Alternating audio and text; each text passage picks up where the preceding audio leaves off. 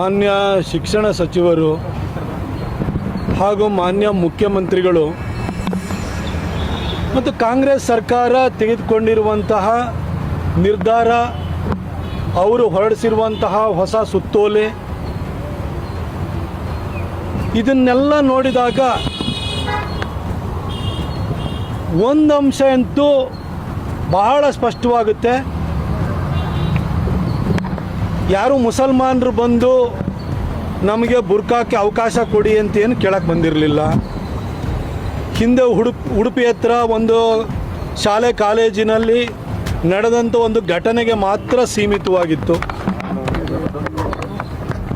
ಆದರೂ ಸಮವಸ್ತ್ರ ಸಂಹಿತೆಯನ್ನು ಬದಿಗಿಟ್ಟು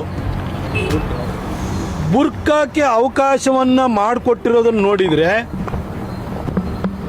ಮೊನ್ನೆ ತಮಿಳುನಾಡು ವಿಧಾನಸಭೆಯೊಳಗಡೆ ಉದಯನಿಧಿ ಸ್ಟಾಲಿನ್ ಹಿಂದೂ ಧರ್ಮವನ್ನು, ಸನಾತನ ಧರ್ಮವನ್ನು ಮೂಲೋತ್ಪಾಟನೆ ಮಾಡಬೇಕು ಅಂತೇಳಿ ಏನು ಹೊರಟ, ಅದನ್ನು ಹೇಳಿದಾತ ಅದನ್ನು ಒಂದು ರೀತಿಯಲ್ಲಿ ಕಾರ್ಯಗತ ಮಾಡಲಿಕ್ಕೆ ಹಿಂದೂಗಳನ್ನು ಉರ್ಸೋದಕ್ಕೋಸ್ಕರನೇ ಸಿದ್ದರಾಮಯ್ಯ ಮಾಡಿದ್ದಾರೆ. ಇದು ಅವರ ಹಿಡನ್ ಅಜೆಂಡಾ. ಮುಸಲ್ಮಾನರನ್ನು ಓಲೈಸೋದಕ್ಕೆ ಎಷ್ಟು ಮಾಡಿದ್ರೋ ಗೊತ್ತಿಲ್ಲ, ಆದರೆ ಹಿಂದೂಗಳನ್ನು ಉರಿಸ್ಬೇಕು, ಅದನ್ನು ನೋಡಿ ಮುಸಲ್ಮಾನರಲ್ಲಿ ಒಂದೊಂದು ಜನ ಖುಷಿ ಪಟ್ಕೊಂಡು ತಂಪರ ನಿಲ್ಲಬೇಕು ಅನ್ನೋ ಹಿಡನ್ ಅಜೆಂಡಾ ಸಿದ್ದರಾಮಯ್ಯನವರಲ್ಲಿ ಇರೋದಂತೂ ಭಾಳ ಸ್ಪಷ್ಟವಾಗುತ್ತೆ. ಆದರೆ ನಾನು ಮಾನ್ಯ ಮುಖ್ಯಮಂತ್ರಿ ಸಿದ್ದರಾಮಯ್ಯನವ್ರಿಗೆ ಒಂದು ಮಾತು ಹೇಳಲಿಕ್ಕೆ ಬಯಸ್ತೀನಿ. ಮುಸಲ್ಮಾನ ಹೆಣ್ಣು ಮಕ್ಕಳಿಗೆ, ಮಹಿಳೆಯರಿಗೆ ಬುರ್ಕಾದ ಅಗತ್ಯ ಇದೆಯೋ ಇಲ್ವೋ ಗೊತ್ತಿಲ್ಲ, ಆದರೆ ಸಿದ್ದರಾಮಯ್ಯನವರಿಗೆ, ಶಿವಕುಮಾರ್ ಅವರಿಗೆ, ಅವರ ಸಂಪುಟದಲ್ಲಿರುವಂಥ ಸಚಿವರುಗಳಿಗೆ, ಕಾಂಗ್ರೆಸ್ಸಿನ ಶಾಸಕರುಗಳಿಗೆ ಖಂಡಿತ ಬುರ್ಕಾದ ಅವಶ್ಯಕತೆ ಇದೆ. ಯಾಕಡೆ ಬುರ್ಕ ಹಾಕ್ಕೊಳ್ತಾರೆ?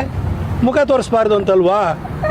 3 ವರ್ಷದಿಂದ 3 ಕಾಸಿನ ಕೆಲಸನೂ ಮಾಡದಲ್ಲೇ ಜನವಿರೋಧಿ ನೀತಿನ ಅಳವಡಿಸ್ಕೊಂಡು ರಾಜ್ಯದ ಸಾಲವನ್ನು 8.25 ಲಕ್ಷ ಕೋಟಿಗೆ ಏರಿಸಿ, ಈಗ ಹುಟ್ಟೋ ಮಗುವಿನ ತಲೆ ಮೇಲೂ ಕೂಡ 1,17,000 ಸಾಲವನ್ನು ತಂದಿಟ್ಟು ಯುವ ನಿಧಿ ಕೊಡ್ತೀನಿ ಅಂತೇಳಿ ಅದಕ್ಕೆ ಟೋಪಿ ಹಾಕಿ, ಒಂದೇ ಒಂದು ರಸ್ತೆನೂ ಕೂಡ ರಿಪೇರಿ ಮಾಡ್ದಲೆ ಎಲ್ಲ ಕಡೆ ಗುಂಡು ಬಿದ್ದು ಹೋಗಿದ್ದಾವೆ. ಇಡೀ ರಾಜ್ಯದ ಜನ ತೂಚಿ ಅಂತ ಉಗಿತಾ ಇದ್ದಾರೆ. ಅವರಿಗೆ ಮುಖ ತೋರ್ಸೋಕ್ಕೆಲ್ಲಾಗುತ್ತೆ?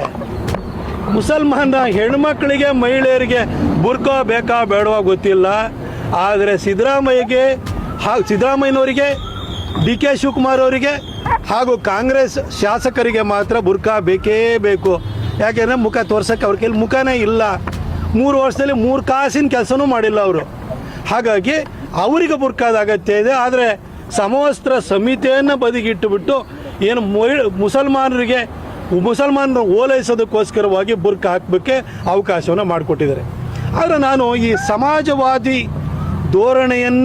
ಧೋರಣೆಯಿಂದ ಬಂದಿರುವಂತಹ, ಚಿಂತನೆಯಿಂದ ಬಂದಿರುವಂತಹ ಸಿದ್ದರಾಮಯ್ಯನವ್ರನ್ನ ಕೇಳಲಿಕ್ಕೆ ಬಯಸ್ತೀನಿ.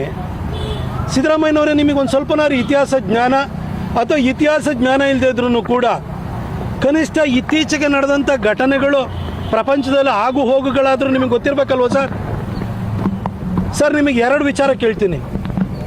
ಸಮಾಜವಾದಿ ಹಿನ್ನೆಲೆಯಿಂದ ಬಂದಿರೋರಾಗಿರೋದ್ರಿಂದ ಶಾಲೆಗಳಲ್ಲಿ ಸಮವಸ್ತ್ರ ಸಂಹಿತೆಯನ್ನು ಯಾಕೆ ಸರ್ ತಂದಿದ್ದಾರೆ? ಶಾಲೆಗೆ ಬರುವಂಥ ಮಕ್ಕಳು, ಬಡವರ ಮಕ್ಕಳು, ಶ್ರೀಮಂತರ ಮಕ್ಕಳು, ಆ ಜಾತಿ ಈ ಜಾತಿಯ ಮಕ್ಕಳು, ಆ ಧರ್ಮದ ಈ ಧರ್ಮದ ಮಕ್ಕಳು ಅನ್ನೋ ತಾರತಮ್ಯ ಇಲ್ದಲೆ ಎಲ್ಲರೂ ಕೂಡ ಒಂದು ಸಮಾನವಾದಂತಹ ವಾತಾವರಣದಲ್ಲಿ ಮನೋಭಾವನೆಯಿಂದ ವಿದ್ಯಾಭ್ಯಾಸವನ್ನು ಮಾಡಬೇಕು. ಅವನು ಮುಸ್ಲಿಮೋ, ಅವನು ಕ್ರಿಶ್ಚಿಯನೋ, ಅವನು ಹಿಂದೂನೋ, ಅವನು ಅವರೇ ಬಡವನೋ ಶ್ರೀಮಂತನೋ ಅನ್ನೋ ಭಾವನೆ ಇರಬಾರ್ದು ಅನ್ನೋ ಕಾರಣಕ್ಕೋಸ್ಕರ ಸಮವಸ್ತ್ರವನ್ನು ತಂದಿರೋವಂಥದ್ದು ಸರ್. ಅದರ ಮೂಲ ಆಶಯನೇ ಗೊತ್ತಿದ್ರೂ ಕೂಡ ಮೂಲ ಆಶಯಕ್ಕೆ ಕೊಡಲಿ ಪೆಟ್ಟು ಕೊಡೋ ರೀತಿಯಲ್ಲಿ ನೀವು ಬುರ್ಕ ಹಾಕೋದಕ್ಕೆ ಅವಕಾಶವನ್ನು ಮಾಡಿಕೊಟ್ಟಿದ್ದೀರಲ್ಲ ಸರ್. ನೀವು ಸಮಾಜನ ಎಲ್ಲಿ ತೊಗೊಂಡು ಹೋಗ್ತಾ ಇದ್ದೀರಿ? ಇನ್ನು ಆಯಿತು, ಮುಸಲ್ಮಾನ ಹೆಣ್ಮಕ್ಳಿಗೆ ಬುರ್ಕ ಹಾಕೋದಕ್ಕೆ ಅವಕಾಶ ಕೊಟ್ಟಿದ್ದೀರಿ, ಕೇಸರಿ ಶಾಲಾಕಕ್ಕಿಂತ ನೀವು ಕೊಡಲ್ಲ ಬಿಡಿ. ಆದರೆ ಮುಸಲ್ಮಾನ ಹುಡುಗರು ಯಾರಿದ್ದಾರೆ ಅವ್ರಿಗೂ ಮುಕ್ಕಾಲು ಪ್ಯಾಂಟು, ತಲೆ ಮೇಲೆ ಒಂದು ಟೋಪಿ, ಕುರ್ಚುಲ್ ಗಡ್ಡ ಬಿಟ್ಕೊಂಬರ್ಬೋದು ಅಂತ ಅದಕ್ಕೂ ಅವಕಾಶ ಕೊಟ್ಬಿಡಿ. ತಾಲಿಬಾನ್ ಸರ್ಕಾರನೇ ನೀವು ಮಾಡ್ತಾ ಇದ್ದೀರ ಅಲ್ಲಿ ಸ್ಪಷ್ಟವಾಗಿ ಹೋಗುತ್ತೆ. ನಾನು ಇನ್ನೂ ಒಂದು ಕೇಳಕ್ಕೆ ಬಯಸ್ತೀನಿ. ಇರಾನ್ನಲ್ಲಿ ಇವತ್ತು ನಡೀತಾರ ಯುದ್ಧ ಅಮೆರಿಕ ಮತ್ತು ಇಸ್ರೇಲು ಇವುಗಳ ಒಂದು ಸಂಘರ್ಷವನ್ನು ಬದಿಗಿಡಿ. ಇರಾನ್ನಲ್ಲಿ ಅಯತುಲ್ಲಾ ಖಮೇನಿ ವಿರುದ್ಧ ಅಲ್ಲಿನ ಸ್ಟೂಡೆಂಟ್ಸು, ಅಲ್ಲಿನ ವಿದ್ಯಾರ್ಥಿಗಳು, ಅಲ್ಲಿನ ಮಹಿಳೆಯರು ಯಾಕಾಗಿ ಬೀದಿಗಿಳಿದಿದ್ರು ಸರ್? ಕಳೆದ 10 ವರ್ಷಗಳಲ್ಲಿ 16 ಸರಿ ಬೀದಿಗಿಳಿದ್ರು. ಸಾರ್ವಜನಿಕವಾದಂಥ ಸ್ಥಳಗಳಲ್ಲಿ, ಸರ್ಕಲ್ಗಳಲ್ಲಿ ಬುರ್ಕಾವನ್ನು ಒಂದು ಕಡೆ ಹಾಕಿ ಬೆಂಕಿ ಕೊಟ್ಟರು. ಯಾಕೆ ಸರ್? ಅಲ್ಲಿ ಬುರ್ಕಾವನ್ನು ಹೇರಿದ್ರಿಂದಾಗಿಯೇ ಅಲ್ಲಿನ ಮಹಿಳೆಯರು, ಅಲ್ಲಿನ ವಿದ್ಯಾರ್ಥಿಗಳು ಅದರ ವಿರುದ್ಧ ಪ್ರತಿಭಟನೆ ರೂಪದಲ್ಲಿ ಬುರ್ಕಾವನ್ನು ಬೀದಿಗೆ ಹಾಕಿ ಬೆಂಕಿ ಕೊಟ್ಟಿದ್ರು ಸರ್. ಇದು ಅಮೆರಿಕ ಇಸ್ರೇಲ್ ಯುದ್ಧಕ್ಕೂ ಇದಕ್ಕೂ ಸಂಬಂಧ ಇಲ್ಲ. ಆದರೆ ಇರಾನ್ನಲ್ಲಿ ಅಯತುಲ್ಲಾ ಖಮೇನಿ ವಿರುದ್ಧ ಜನ ಭುಗಿಲೆದ್ದಿದ್ದು, ಮಹಿಳೆಯರು ಬೀದಿಗಿಳಿದಿದ್ದು, ವಿದ್ಯಾರ್ಥಿಗಳು ಬೀದಿಗಿಳಿದಿದ್ದು ಬುರ್ಕಾವನ್ನು ಇಂಪೋಸ್ ಮಾಡಿದ್ರಿಂದಾಗಿ. ನೀವೇನು ಸರ್ ಆ ಖಮೇನಿ ಸತ್ತೋದ? ನೀವೇನು ಹೊಸ ಖಮೇನಿ ಕರ್ನಾಟಕದ ಖಮೇನಿ ಆಗಿ ಕೊಟ್ಟಿದ್ದೀರ? ನೀವು ಇಲ್ಲಿ ಬುರ್ಕಾವನ್ನು ನೀವು ಶಾಲೆಯಲ್ಲಿ ಕಂಪಲ್ಸರಿ ಮಾಡ್ತಾಯಿದ್ದೀರಿ, ಹಾಕ್ಕೊಂಡು ಹೋಗಿಬೇಕಾದ್ರೆ ನಿಮ್ಗೆ ಅವಕಾಶ ಇದೆ ಅಂದ್ರೂ ಬರ್ತಾರೆ.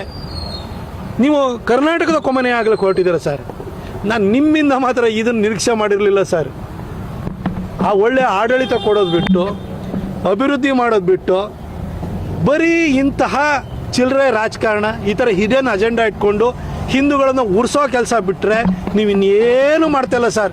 ಆದರೆ ಜನ ನಿಮಗೆ ಓಟ್ ಹಾಕಿ ಗೆಲ್ಸ್ಬಿಟ್ಟಿದ್ದಾರೆ. ಇನ್ನು 2 ವರ್ಷ ಇರಬೇಕು, ನಿಮ್ಮನ್ನು ಸಹಿಸ್ಕೊಳ್ಬೇಕಾದಂಥ ಪರಿಸ್ಥಿತಿ ಬಂದಿದೆ. ಆದರೆ ನಾನು ಕರ್ನಾಟಕದ ಮಹಾಜನತೆಯಲ್ಲಿ ಕೇಳೋದು ಇಷ್ಟೇ, ನೀವು ಒಕ್ಕಲಿಗರಾಗಿ, ಲಿಂಗಾಯತರಾಗಿ, ಬ್ರಾಹ್ಮಣರಾಗಿ, ಅದೇ SC ಆಗಿ, ST ಆಗಿ, ಕುರುಬರಾಗಿ, ಇದರಲ್ಲಿ ಬಣಜಿಗರಾಗಿ, ಅಲ್ಲೇ ವಿಶ್ವಕರ್ಮರಾಗಿ ಇನ್ನೂ ಈ ಸಾಯೋದನ್ನು ಬಿಡಿ. ಹಿಂದೂಗಳಾಗಿ ಒಗ್ಗಟ್ಟಾಗಿರಿ. ಇಲ್ಲ ಅಂತಂದರೆ ಅಲ್ಲಿ ಏನು ಉದಯನಿಧಿ ಸ್ಟಾಲಿನು, ಅವ್ರ ಅಪ್ಪ ಸ್ಟಾಲಿನು ಹೇಳ್ತಾನೆ, ಅದನ್ನು ಸಿದ್ದರಾಮಯ್ಯನವರು ಇಲ್ಲಿ ವಾಸ್ತವದಲ್ಲಿ ಮಾಡಲಿಕ್ಕೆ ಹೊರಟಿದ್ದಾರೆ. ನಿಮ್ಮ ಹತ್ರ ಒಗ್ಗಟ್ಟಿಲ್ಲ, ಜಾತಿಯಾಗಿ ನೀವು ಒಡೆದು ಹೋಗಿದ್ದೀರಿ ಅನ್ನೋ ಕಾರಣಕ್ಕೆ ನಮ್ಮ ಭಾವನೆಗಳಿಗೆ ಹರ್ಟ್ ಮಾಡೋಕ್ಕೆ ಹೋಗ್ತಿದ್ದಾರೆ. ಅವ್ರು ಕೊಡ್ತಾರ ಲಾಜಿಕ್ ಏನು ನೋಡಿ, ನೀವು ಶಿವದಾರವನ್ನು ಹಾಕ್ಕೊಳ್ಬೋದು, ಜನಿವಾರನ ಹಾಕ್ಬೋದು. ಏನು ಜನಿವಾರನ ಶರ್ಟ್ ಮೇಲೆ ಹಾಕೋತಾರಾ? ಶಿವದಾರನ ಶರ್ಟ್ ಮೇಲೆ ಹಾಕ್ತಾರಾ? ಅಂಗಿ ಒಳಗಡೆ ಹಾಕ್ಕೊಳ್ತಾರೆ. ಅದು ನಮ್ಮ ನಂಬಿಕೆಯ ಪ್ರತೀಕ. ನಾವು ಹೊರಗಡೆ ಹೋಗಿ ನಾವು ತಲೆ ಮೇಲೆ ಟೋಪಿ ಹಾಕೊಂಡ್ಬಿಟ್ಟು, ನಾವು ಕುರ್ಚಿಲ್ ಗಡ್ಡ ಬಿಟ್ಕೊಂಡು, ಬುರ್ಕ ಹಾಕ್ಕೊಂಡು ನಾವು ನಮ್ಮ ಧರ್ಮವನ್ನು ಅಡ್ವರ್ಟೈಸ್ ಮಾಡ್ತಾಯಿಲ್ಲ ನಾವು. ಅದು ಒಳಗಡೆ ಇರೋದು ನಮ್ಮ ನಂಬಿಕೆಯ ಪ್ರತೀಕವಾಗಿರ್ತದೆ. ಶಿವದಾರ ಇರ್ಬೋದು, ಜನಿವಾರ ಇರ್ಬೋದು, ಅದು ಅಂಗಿ ಒಳಗಡೆ ಇರ್ತದೆ, ಅಂಗಿ ಮೇಲೆ ಹಾಕೊಂಡು ಹೋಗಲ್ಲ ಸರ್. ಅದಕ್ಕೆ ನೀವೇನು ಅವಕಾಶ ಮಾಡ್ಕೊಡೋಕ್ಕೆ ನೀವು ಯಾವ ದೊಣ್ಣೆ ನಾಯಕ? ಅದೇನೋ ಏನೋಪ್ಪ ಅವ್ರಿಗೂ ಅವಕಾಶ ಮಾಡಿಕೊಟ್ಬಿಟ್ಟಿದ್ದೀನಿ ಅಂತ ಹೇಳ್ತೀರಿ. ಎಕ್ಸಾಮಿನೇಷನಲ್ಲಿ ಹೋದರೆ ಮೊನ್ನೆ ಅಷ್ಟೇ ಜನಿವಾರ ತೆಗೆಸಿದ್ರಿ. ಇದೇನರ್ಥ? ಏನು ತೋರಿಸುತ್ತೆ ಇದು? ಹಿಂದೂಗಳನ್ನು ಸತತವಾಗಿ ಅವರ ಭಾವನೆಗಳಿಗೆ ಹರ್ಟ್ ಮಾಡಲಿಕ್ಕೆ ನೀವು ಹೊರಟಿದ್ದೀರಿ. ಈ ಹಿಂದೆನೂ ಕೂಡ ಮುಸಲ್ಮಾನರು ಯಾರೂ ಕೇಳಲಿಲ್ಲ. ಯಾಕಂದರೆ ಮುಸಲ್ಮಾನರಿಗೆ ಅವರಿಗೆ ಕುರಾನಲ್ಲಿ ಏನು ಹೇಳಿದೆ, ಅವ್ರ ಧರ್ಮ ಏನು ಹೇಳುತ್ತೆ, ಹದೀಸ್ ಏನು ಹೇಳುತ್ತೆ ಅನ್ನೋದು ಅವ್ರಿಗೆ ಸ್ಪಷ್ಟವಾಗಿ ಗೊತ್ತಿತ್ತು. ಹಾಗಾಗಿಯೇ ಅವರು ಯಾರ್ದು ಜಯಂತಿ ಮಾಡಲ್ಲ. ಅವರು ಜಯಂತಿ ನಿಷಿದ್ಧವಾಗಿದೆ, ಅಲ್ಲನ್ನು ಬಿಟ್ಟರೆ ಯಾರು ಪೂಜೆಗೆ ಭಾಜನರಲ್ಲ ಅಂತ ಅವ್ರಿಗೆ ಗೊತ್ತಿದೆ. ಆದರೂ ಕೂಡ ಹಿಂದೂಗಳಿಗೆ ಉರ್ಸೋದಕ್ಕೆ, ನಮ್ಮ ಕೊಡವರನ್ನು ಹತ್ಯೆ ಮಾಡಿದಂಥ, ಹಿಂದೂಗಳ ಮೇಲೆ ದಾಳಿ ಮಾಡಿದಂಥ ಟಿಪ್ಪು ಸುಲ್ತಾನ್ ಜಯಂತಿ ಮಾಡೋಕ್ಕೆ ಹೋಗಿದ್ರಿ. ಇವಾಗ ಮತ್ತೆ ಅದೇ ಚಾಳಿನ ನೀವು ಮುಂದುವರಿಸಿದಿರಿ. ನಿಮ್ಮನ್ನು 2 ವರ್ಷ ಸರ್, 2 ವರ್ಷದ ನಂತರ ಈ ಕರ್ನಾಟಕ ಜನ ನೀವೊಂಥರ ಪೀಡೆ ತೊಲಗೋಯ್ತು ಅನ್ನೋ ರೀತಿಯಲ್ಲಿ ಮರೆತುಬಿಟ್ಟು ತರ್ಪಣ ಕೊಟ್ಬಿಡ್ತಾರೆ ಸರ್, ನಿಮಗೂ ನಿಮ್ಮ ಸರ್ಕಾರಕ್ಕೂ.